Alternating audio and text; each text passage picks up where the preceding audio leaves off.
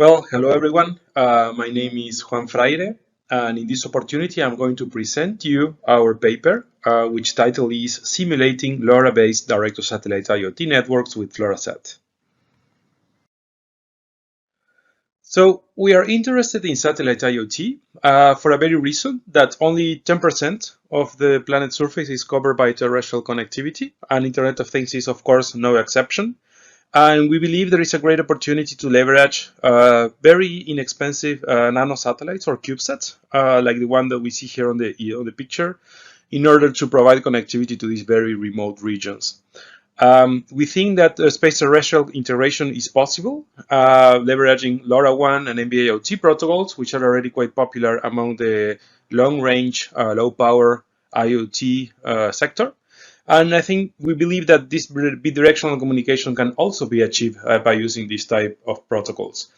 On the space segment, we claim that dense and sparse constellation can be applicable to provide this connectivity, namely having dense constellation where a continuous connectivity with a passing by low Earth orbit satellite is possible, and sparse meaning constellations where probably connectivity gaps is present, and for a given period of time, a given device on the surface can be disconnected from the passing by satellites. By means of this sparse constellation or dense constellation with inexpensive nano satellites using existing LoRaWAN and NB-IoT devices, we can achieve low-cost connectivity and therefore provide service to a plethora of sectors that could utilize such a service in remote areas. So the architecture that we envision for this satellite IoT connectivity comprises, on the one side, what we call indirect to satellite IoT, where a satellite can serve the gateway that is placed on the remote area with medium accessibility in this case, that is utilizing LoRaWAN protocols or NB-IoT protocols to serve satellite devices on the surface. The gateway, in turn, will use a link to connect directly to the passing by satellite or a geo satellite, which is static on the sky from as seen from the ground perspective, and therefore be able to reach the network server at the network core layer of the system. But also there is another family of satellite IoT class, which is direct to satellite IoT, where the gateway is placed on the satellite itself. In this case, low orbit satellites, like this one in this picture, can serve directly devices on the surface and therefore provide connectivity to even very low accessibility regions, even farther away, where not even placing a gateway on the surface is feasible. And this is our core attention for the moment in the presentation that follows. So the question is, how can we evaluate this type of satellite IoT protocols in an efficient way? So, running real experiments are extremely expensive because they require satellite in orbit. Even though we are using inexpensive nano satellites, this still requires some significant investment. And also, we have very good IoT simulators in the community, and also very good satellite simulators as well, with satellite propagation and realistic orbital trajectories. But we do not have both. So this is the main need that the FLoRaSat actually comes to solve. So FLoRaSat is our satellite IoT simulator, where we have basically comprising real and high-quality IoT protocol models with high detailed orbital dynamics. So FLoRaSat is based on the OVNet++ framework. So we are leveraging C++ code, and therefore we're able to run very performant and also accelerated simulation based on this event-driven engine. That also support a lot of widely available libraries like eNet, OS3, and many others that are existing for OVNet++. We extended FLoRa, which is an existing simulator for LoRaWAN networks that was adapted and extended with a series of key features, namely orbital mechanics, inter-satellite linking, a series of LoRaWAN protocols, and also new applications and channel models. This is a very high-level overview of the architecture of FLoRaSat. We will refer to the paper for further details, but we have satellites, which LoRa gateways on the satellite. The satellite ought to have an interface with the ground segment, And also satellites have inter-satellite linking, in this case, 4 ISLs to connect with the neighboring satellite in this grid configuration. And of course, we have the LoRa device on the surface that implements a direct-to-satellite connection with the passing by low Earth orbit satellite. So next, as follows, I will present a live demonstration of how the simulator works and looks like. So let's first run OpNet++ from the console. We are running version 6 of OpNet++, which is loading now. And this is the first that you get to see once the platform is open. This is an Eclipse IDE that OpNet++ uses for developing purposes.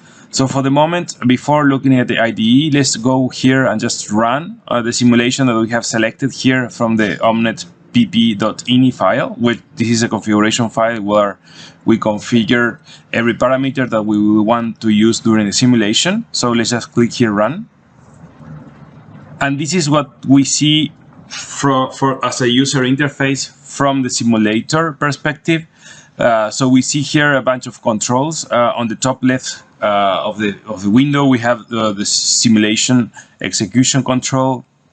We have an interface where we see the scenario that we're simulating with the satellites and the different nodes. And below here we have the logging console where we see a text logging of what's happening on the simulation. And here to see the scenario a little bit, so we are using 4x4 LEO orbit satellite grid. We have here some 25 nodes, yellowed colored on the surface, placed in a random location. And then we see that satellite 15 over here is connected to a ground station that in fact is using internet to get to the network server of the LoRaWAN deployment. So let's go here, and we can just here in this case, for instance, look at one of the satellites, and we can just go inside of the satellite and we can see which are the different elements that are composed on the satellite. So we can see here, for instance, the LoRaWAN NIC, the Ethernet interface that is aimed at the ground station in this case, and also we see the satellite linking packet forwarder, which is in charge of connecting with the inter-satellite links and the other satellites, as well as some other mobility and routing table features. So these are elements that you can inspect visually during the simulation. So I'm just going to click play now. And we see here that the logging console started to show some output. So what's happening here is that every 100 milliseconds, the satellite position is updated. So this is where you see all this blinking over here. The orbital parameters are taken from the orbital file. And this is what we're seeing here is that node 15 actually uplinked a packet, a LoRaWAN packet that was received and picked up by multiple satellites. In this case, we have in this case we have a configured quite an optimistic inter-radio link, so that we can explore what's happened with multi-gateway receptions. And then we see here as white the inter-satellite linking interface is forwarding the packet that each of the satellites received towards the sync node up here on the left, on the right hand side, which will deliver the packet to the ground station.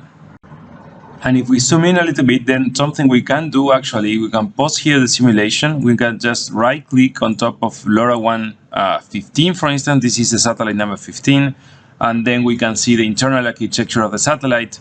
And then we see also the packet flowing through different, in this case, the Ethernet interface to the ground station, or the inter-satellite linking interface to the other satellites. And we can see how the packet forwarder actually takes care of running the forwarding the packets.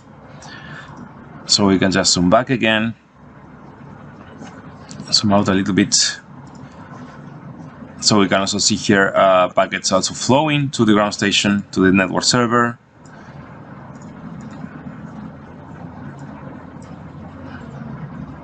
Here we see another packet being transmitted, also picked up by different nodes.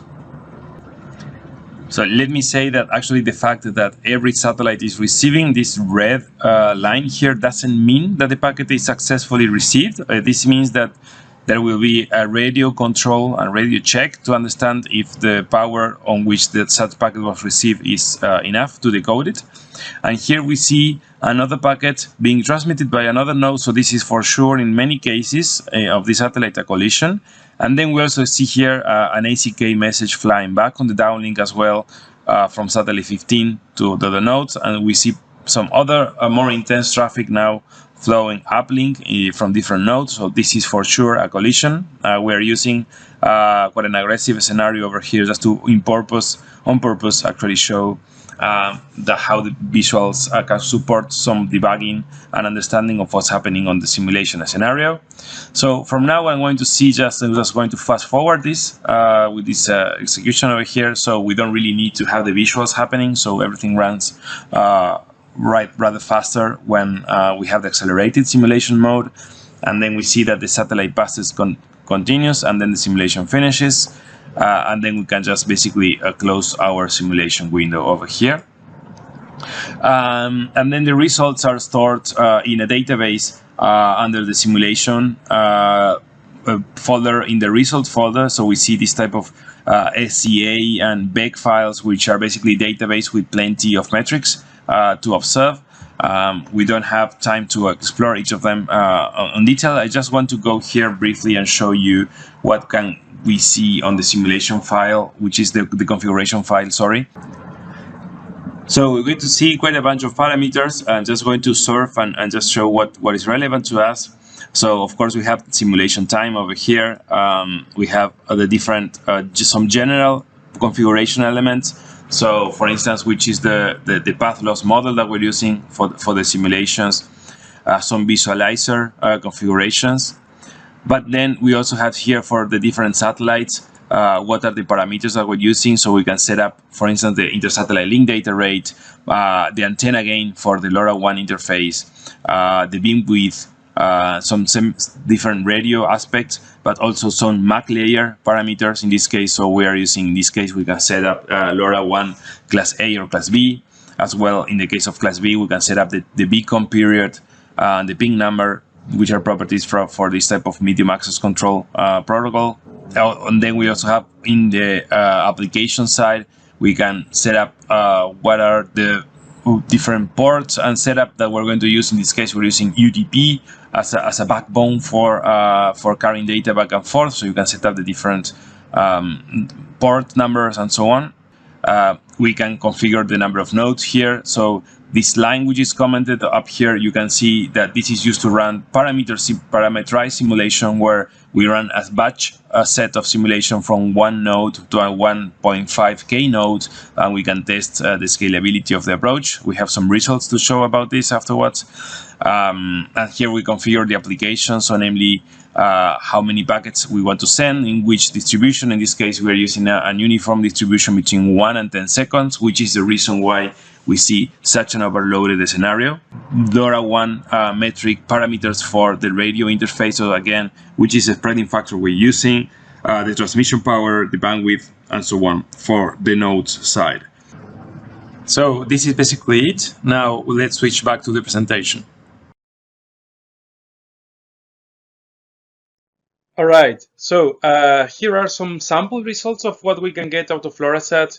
So on the left-hand side, we see, for instance, a measurement of the drop rate against the number of nodes that we are serving from the LEO satellite network. And these are discriminated by drop rates on the uplink or the downlink, or a drop rate either on the uplink or on the downlink, namely indicating that the full transmission failed.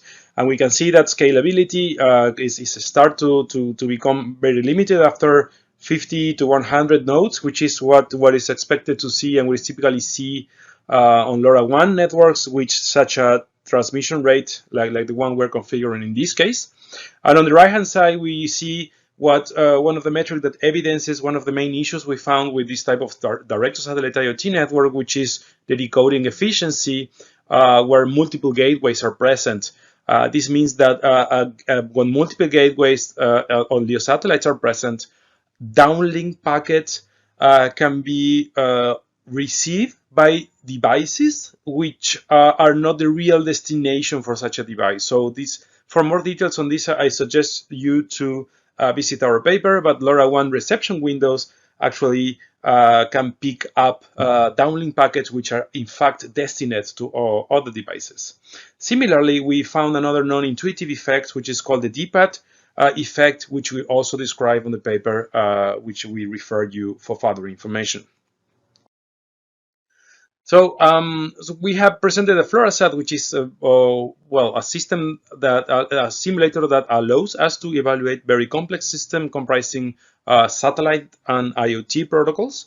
And thanks to this simulator, we are already able to expose a series of non-intuitive problems, which we covered briefly on the presentation, but is deeply covered on the paper. In the future, we are already working for more complex intersatellite routing techniques, new IoT protocols, new satellite architectures, including geosatellites, and we have already ongoing science happening thanks to the FLoRaSat. We are creating synthetic data sets to train machine learning models that can support the operations of the satellite IoT networks, among some other interesting research topics. So thank you very much for your attention. I leave here my contact. I suggest you to take a look at the paper if you're interested, or feel free to drop me an email for any other further questions. So thank you very much for your time, and looking forward to see you.